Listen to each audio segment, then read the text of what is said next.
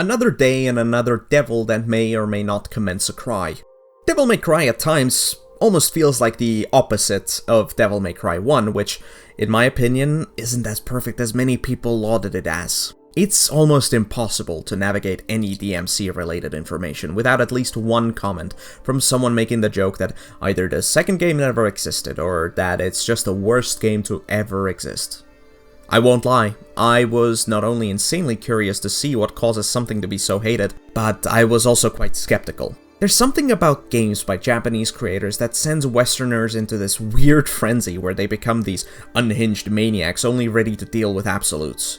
Dark Souls 1 is the absolute perfection, and Dark Souls 2 the 9/11. Resident Evil either has perfect entries that have no rival, like Resident Evil 4, or games that cause their family to commit a murder-suicide, like Resident Evil 6. These games tend to have the very literal definitions of cult followings. Whether they'll buy entire systems just for the spin-off titles of some RPG series just to find out what happened on the villain's 7th birthday, or whether they'll decide to just send death threats to developers for daring to make a joke of their favorite character like they did with Ninja Theory and DMC Devil May Cry. So, what is Devil May Cry, and what did it do to create such a seemingly vicious hatred towards itself? Well, honestly, yeah, nothing much. Just as I kind of expected. In the beginning, I actually thought that perhaps the game's generally even better than DMC1, though yeah, it never reaches that status.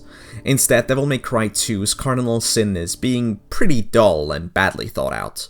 It doesn't do either disastrously either, it's just kinda dull and kinda badly thought out. Unlike the great environments of the first game, you have a medley of generic and empty levels, whether it's maze-like sewers or empty streets in a metropolitan area.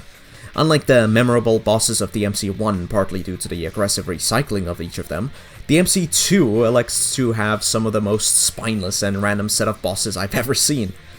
Some who have attacks that literally aren't programmed well enough to even hit you when you stand still for like minutes at a time. Bosses that seem like someone's roaming idea that got picked up and put into the game without any consideration for if it'd even fit there.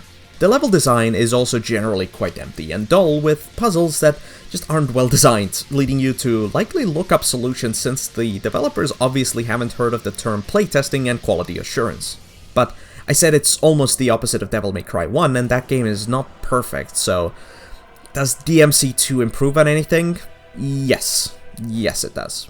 Dedicated buttons to very fundamental actions to this type of spectacle fighting, for one thing. No longer is dodging and rolling away from danger an action you can perform only with a perfect combo of 3 actions and a contextual button. Now it's a single button and Dante will roll away stylishly in whatever direction you tell him.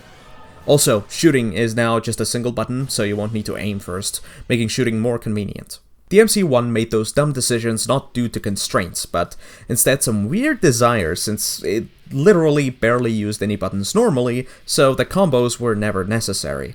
Also, DMC2 luckily realizes the potential of the rule of cool, and they really focus on that with Dante doing a number of stylish moves through various moves, whether it's shooting in multiple directions, wall running, or just doing a number of neat flips and tricks, adding the flair that was so desperately unrealized in DMC1. Also, the biggest mistakes in design in DMC1 are still there. The clunky auto-aim, atrocious fixed camera, and the lack of a checkpoint system, forcing you to replay levels over and over again, which essentially punishes you for failure by saying, haha, most of our levels sucked or whatever, so good luck going through it again to try the boss again.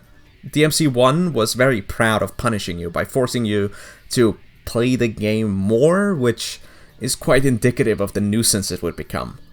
Well, DMC2 accidentally remedies those issues by no longer having that incompetence punish the player. Instead, the game's notably easier, and so the issues become more inoffensive and less insulting to the player. You won't really be dying due to bad camera or incompetent auto-aim. Instead, the game lacks teeth needed to give you much of a bite, so you'll pass the whole thing usually quite unscathed, with the exception of the final boss, which can definitely feel like DMC1, with its worst parts rearing its ugly head as the main obstacle on your way to your victory. So I guess the question is, which one do you want? Do you want the worst parts to be amplified due to the otherwise precise and calculated gameplay?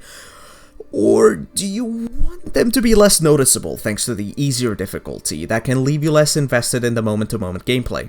I personally pick a game that won't tell me I suck because they don't know how to implement camera controls. But that's just me, and it's not a perfect solution since I undoubtedly remember Devil May Cry 1 way more, even with its many faults, over the painfully generic and cobbled together presentation of DMC2. What I can say with 100% certainty though is that I'm very excited to see what DMC3 has to offer. Thanks for watching. Make sure to like the video and subscribe if you haven't, since on a small channel like mine, it makes a very crazy noticeable difference, as I'm currently seeing it live with the algorithm as I'm writing the script. Now, flock off, Featherface.